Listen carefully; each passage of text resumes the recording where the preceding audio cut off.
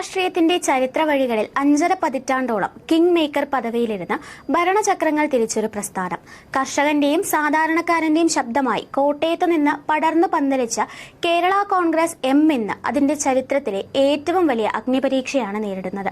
രാജ്യസഭയിൽ ജോസ് കെ മാണി എന്ന ഏക പ്രതിനിധി അവശേഷിക്കുന്നുണ്ടെങ്കിലും 2 ഇല ചിഹ്നത്തിന് കാവലാളാകാൻ നിയമസഭയിൽ ഒരൊറ്റ MLA പോലും ഇല്ലാത്ത ഒരു സാഹചര്യത്തിന് ആദ്യമായി കേരളം സാക്ഷ്യം വഹിക്കുന്നു. അരനൂറ്റാണ്ടിനിപ്പുറം മാണി ഗ്രൂപ്പ് നേരിടുന്ന ഈ രാഷ്ട്രീയ ശൂന്യത ഒരു വലിയ മാറ്റത്തിന്റെ തുടക്കമാണോ?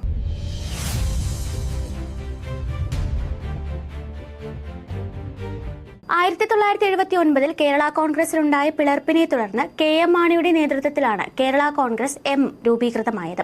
കർഷകരുടെയും മധ്യ തിരുവിതാംകൂർ മേഖലയുടെയും താൽപര്യങ്ങൾ സംരക്ഷിക്കുന്നതിനായി ഒരു ശക്തമായ രാഷ്ട്രീയ പ്ലാറ്റ്ഫോം ഒരുക്കുക എന്നതായിരുന്നു പാർട്ടിയുടെ പ്രധാന ലക്ഷ്യം. പതിറ്റാണ്ടുകളോളം KM മാണിയുടെ കരുത്തുറ്റ നേതൃത്വത്തിൽ പാർട്ടി കേരള രാഷ്ട്രീയത്തിലെ കിങ് മേക്കർ പദവി അലങ്കരിച്ചു. കേരള നിയമസഭയിൽ ഏറ്റവും കൂടുതൽ കാലം, അതായത് 54 വർഷം അംഗമായിരുന്ന വ്യക്തി എന്ന റെക്കോർഡും അദ്ദേഹത്തിനാണ്.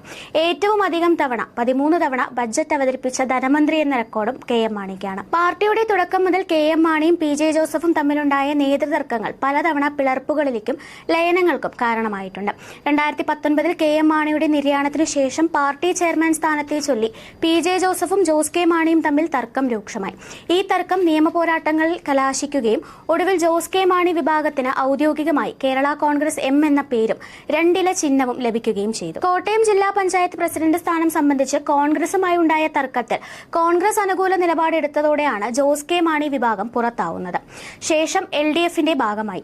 എന്നാൽ 2026 നിയമസഭാ തിരഞ്ഞെടുപ്പ് ഫലങ്ങൾ പാർട്ടിയെ ഞെട്ടിച്ചിരിക്കുകയാണ്. പാർട്ടി രൂപീകരണത്തിനു ശേഷം ആദ്യമായി കേരള നിയമസഭയിൽ മാണി ഗ്രൂപ്പിന് ഒരൊറ്റ MLA പോലും ഇല്ലാത്ത സാഹചര്യം സംജാതമായിരിക്കുന്നു. ജോസ് കെ മാണി രാജ്യസഭയിൽ പാർട്ടിയെ പ്രതിനിധീകരിക്കുന്നുണ്ടെങ്കിലും നിയമസഭയിലെ ഈ സമ്പൂർണ്ണ പരാജയം തിരഞ്ഞെടുപ്പ് കമ്മീഷന്റെ മാനദണ്ഡങ്ങൾ പ്രകാരം പാർട്ടിയുടെ ഔദ്യോഗിക ചിഹ്നമായ 2 ഇല നഷ്ടപ്പെടാനുള്ള സാധ്യതയിലേക്ക് വിരൽ ചൂണ്ടുന്നു. കാലം കാത്തുവെച്ച വിരോധാഭാസത്തിനാണ് കേരള രാഷ്ട്രീയം ഇന്ന് സാക്ഷ്യം വഹിക്കുന്നത്. അന്ന് ബാർകോഴ വിവാദത്തിൽ പ്രതിക്കൂട്ടിലായ KM മാണിയെ കോഴമാണി എന്ന് വിളിച്ച് ആക്ഷേപിച്ചവർ, നിയമസഭയ്ക്കുള്ളിൽ മാണിയുടെ ബജറ്റ് പ്രസംഗം തടയാൻ തല്ലിത്തർക്കങ്ങൾ നടത്തിയവർ, അതേ LDFനൊപ്പം ഇന്ന് മാണിയുടെ പുത്രൻ നിലകൊള്ളുന്നു. എന്നാൽ അധികാരത്തിന്റെ തണലിൽ മാണി ഗ്രൂപ്പിന്റെ അടിത്തറ ചോരുന്നത് തടയാൻ ജോസ് കെ മാണിക്കായില്ല. 2 ഇല ചിഹ്നം നിലനിർത്താൻ രാജ്യസഭയിലെ ഏകാംഗ പ്രാതിനിധ്യം മതിയോ എന്ന സാങ്കേതിക നൂലാമാലകളേക്കാൾ നിയമസഭയിലെ ഈ സമ്പൂർണ്ണ പതനം ജോസ് കെ മാണിക്ക് നൽകുന്നത് വലിയൊരു പാഠമാണ്. മാണി എന്ന അധികായം നട്ടുനനച്ചു വളർത്തിയ പ്രസ്ഥാനം അന്ന് വേട്ടയാടിയവരുടെ കൈപിടിച്ചു നടന്നപ്പോൾ